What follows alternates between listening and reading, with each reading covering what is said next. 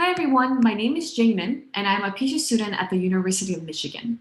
Today, I'm going to talk about our work on using affirmative consent as a theoretical framework for understanding and reimagining social platforms. This is work done with co-authors Jill, Melody, Yuna, Katherine, Mark, and Eric. Before I continue, I want to give a content warning that in this talk, I will mention sexual abuse. So, the current social internet is plagued with many problematic interactions that violate people's consent, such as online harassment and cyberstalking. And these disproportionately impact marginalized groups, such as women of color. In other words, many platforms are built without the idea of consent. Our work started off by asking the question, how can we protect people's consent, especially marginalized populations' consent on the social internet?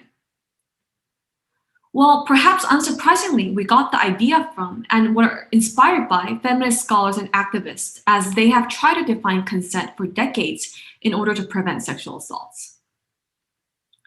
And in particular, we focused on affirmative consent.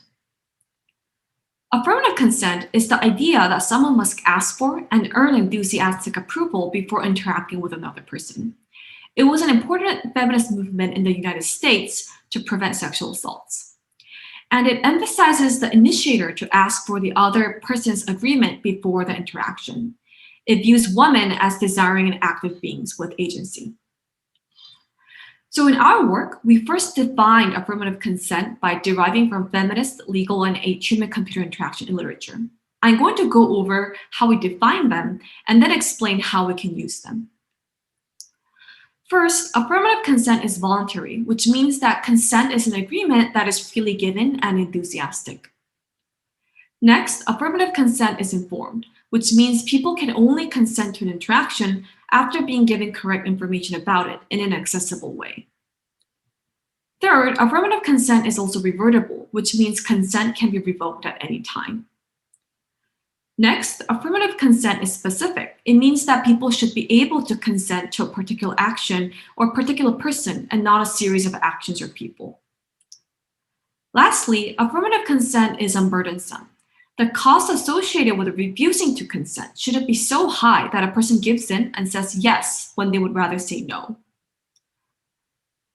So far, I've talked about how we defined affirmative consent. But perhaps a more interesting question is how this theoretical framework can be used to understand and design social platforms.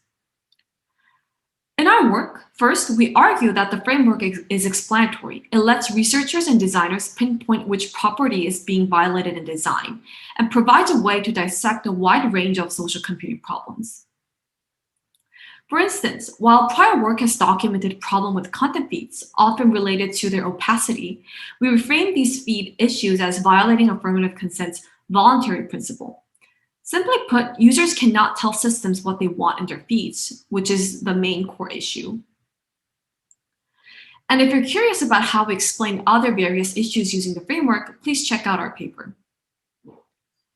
Next, we argue that the framework is also generative, meaning that it can also be used to create design solutions grounded in consent to tackle problems on the social internet. It helps us answer the question, if you build a totally new social platform grounded in consent, how would it look like? To tackle this question, what we did was we applied the 5 concepts of affirmative consent to 7 common features of social platforms, such as messaging, profile, etc. Then we ask, what would a voluntary messaging look like? What would an informed messaging look like? What would a revertible messaging look like? We did this until we came up with about 35 design ideas grounded in consent. And I'm going to end the talk by discussing one of my favorite examples, voluntary content feeds. If we apply the voluntary principle to content feeds, the feed should ask users what they want to see periodically. For example, this imaginary platform Socius asks the user what they want to see this week. And when the user selects their preferences, the feed would be updated immediately.